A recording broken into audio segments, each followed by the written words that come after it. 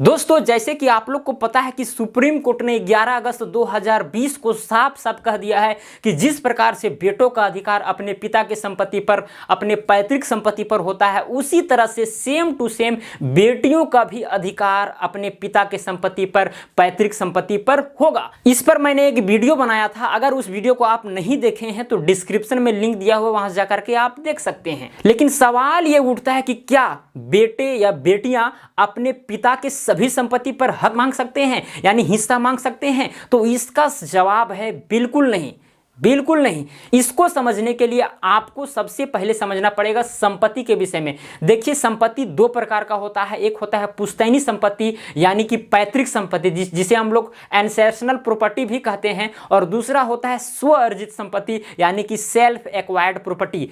अब बात करते हैं सबसे पहले पुश्तैनी संपत्ति के विषय में, पैतृक संपत्ति के विषय में। देखिए, पैतृक संपत्ति वह संपत्ति होता है जो कम से कम 4 पीढ़ियों से चली आ रही हो। जैसे कि आप समझिए कि एक पीढ़ी है और आपके पिताजी और आप मिलाकर के 2 पीढ़ी हुए, फिर आपको दादाजी की भी इसमें शामिल कर लीजिए तो 3 पीढ़ी हुआ, और दादाजी के पिताजी को भी अगर आप शामिल कर लेते हैं तो 4 पीढ़ी हो जाता है।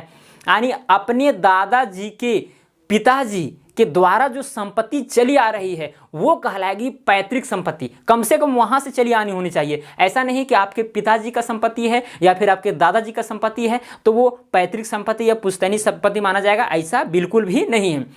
पैतृक संपत्ति वही संपत्ति माना जाएगा जो 4 पीढ़ियों से कम चली आ रही हो।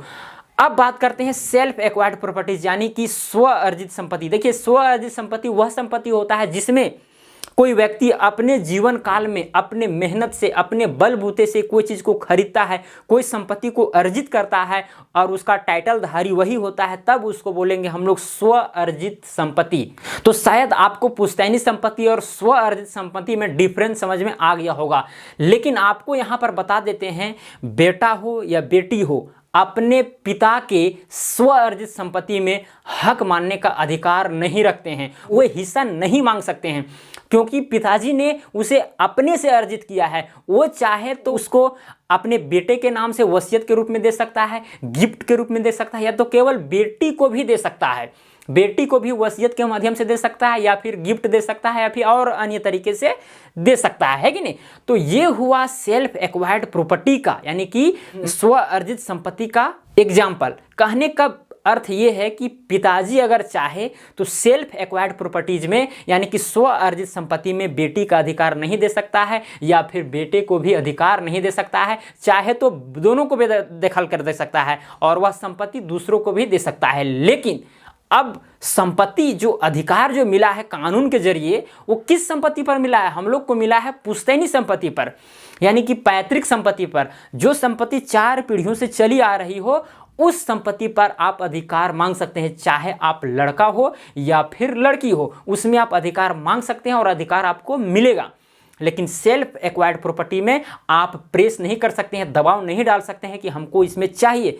चाहेंगे पिताजी तो वो जमीन किसी को नहीं देंगे, या तो केवल एक बेटे को भी दे सकते हैं या फिर सभी को दे सकते हैं, उसमें कोई भी दोहराने की बात नहीं है। तो इस तरह से आपको समझ में क्लियरली आ गया होगा कि ये जो कानून है कुल मिलाकर के पुश्तैनी संपत्ति को लेकर के है, उसमें अधिकार एकदम ले सकते हैं। लेकिन सेल्फ एक्वायर्ड प्रॉपर्टीज में यानी कि स्व अर्जित संपत्ति में अधिकार ले सकते हैं, लेकिन तब जब पिता की मर्जी होगी तब। या फिर सेल्फ एक्वायर्ड प्रॉपर्टीज यानी स्व अर्जित जो संपत्ति है, अगर पिताजी ने बिना बांटे हुए उसका मृत्यु हो जाता है, तब भी वो संपत्ति क्या होगा? सब में विभाजित किया जाएगा, बेटा हो या बेटी। लेकिन जब तक वो जिंदा है तब तक वो चाहेंगे तो दे भी सकते हैं, नहीं दे सकते हैं। लेकिन उनकी जब मृत्यु हो जाएगी तो फिर वो संपत्ति सभी में बांटा जा सकता है। तो शायद आपको इस वीडियो के माध्यम से समझ में आ गया होगा कि कौन कौन सी संपत्ति अपने बेटे को या बेटियों की दी जाती है। तो आज के लिए इतना ही। अब मिलते हैं अगला वीडियो में। अगर आपने मेरे इस चैनल को सब्सक्राइब नहीं किया तो सब्सक्राइब कर लें और साथ में बेल आइकन को भी प्रेस कर लें। तो आपने इस वीडियो को देखने के लिए बहुत ही कीमती समय व्यतीत किया है, इसके लिए मैं आपको बहुत बहुत तहे दिल से धन्यवाद देता हूँ। धन्यवाद।